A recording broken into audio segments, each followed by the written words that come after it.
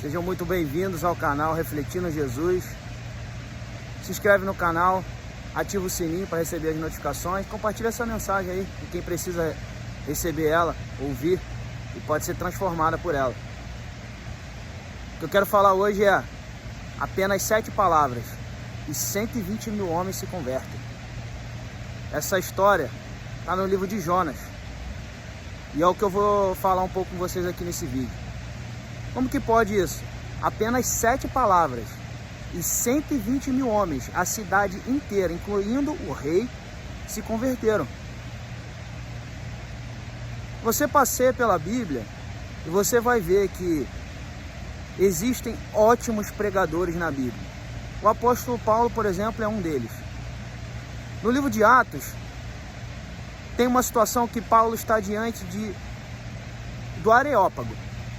Era um lugar de muita idolatria entre os gregos e eles adoravam a deusa Diana, eles adoravam vários tipos de ídolos.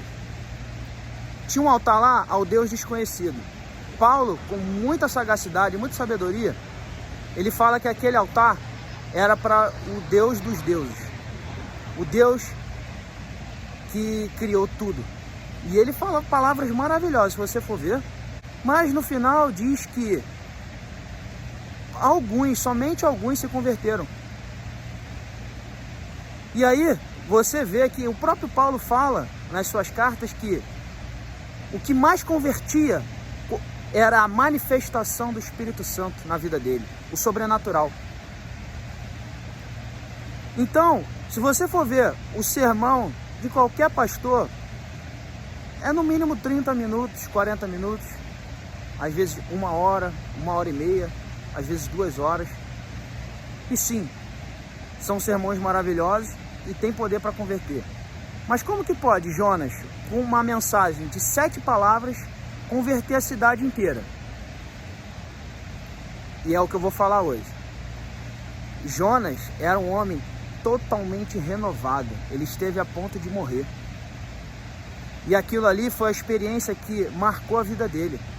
Então ele entrou na cidade de Nínive, após ter beirado a morte, suplicado a Deus. Ele fala lá que ele esteve na porta do abismo, na porta do inferno, e ele clamou ao Senhor, porque ele estava relutando para pregar para um povo que era extremamente hostil, extremamente inimigo do povo de Israel. Eles eram muito violentos.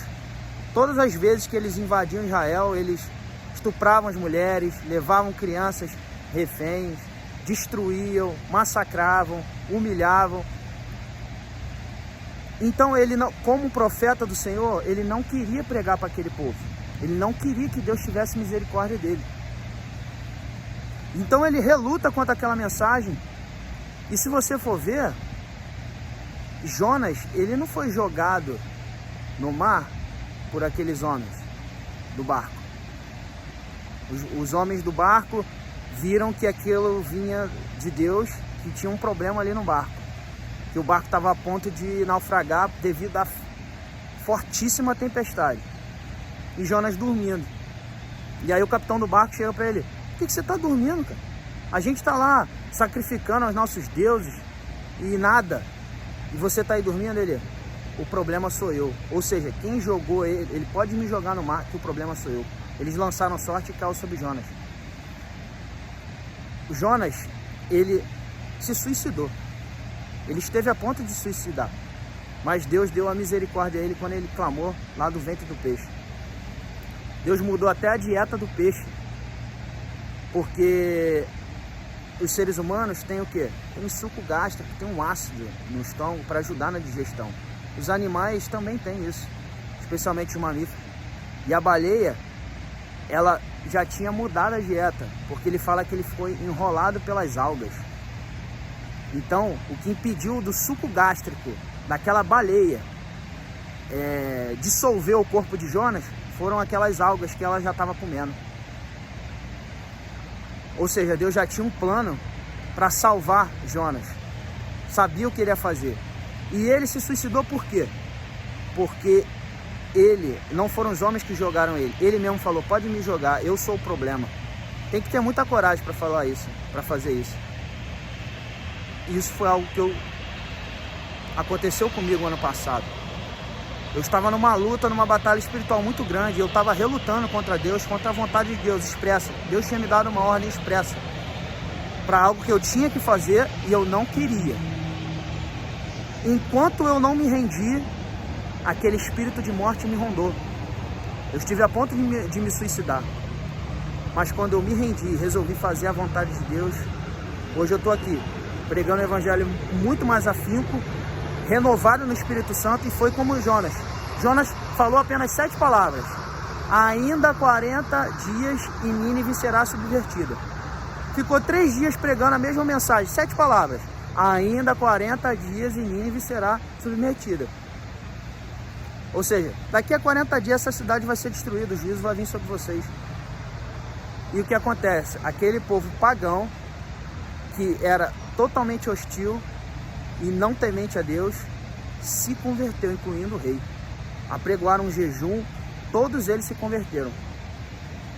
Assim é na nossa vida. Muitas das vezes Deus tem um chamado, tem uma ordem expressa para nós, mas a gente fica relutando contra essa ordem de Deus na nossa vida, de fazer a vontade dele, porque nós não somos desse mundo. Então aqui a gente tem que fazer a vontade daquele que nos chamou, que nos predestinou antes da eternidade, para fazer a vontade dele, custe o que custar. E ele sempre tem o melhor para nós. Ele pode te usar com unção, assim como tem me usado, assim como usou o profeta Jonas. Basta você fazer aquilo que você sabe que tem que fazer. Se rende para ele, confessa Jesus com os teus lábios e crê no teu coração que ele ressuscitou dos mortos. E você vai ver o sobrenatural na tua vida. Eu tenho experimentado o sobrenatural na minha vida todos os dias, porque eu resolvi ouvir a voz de Deus.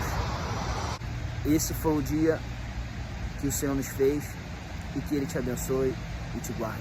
E tenha misericórdia de todos nós. Um abraço, fica com Deus.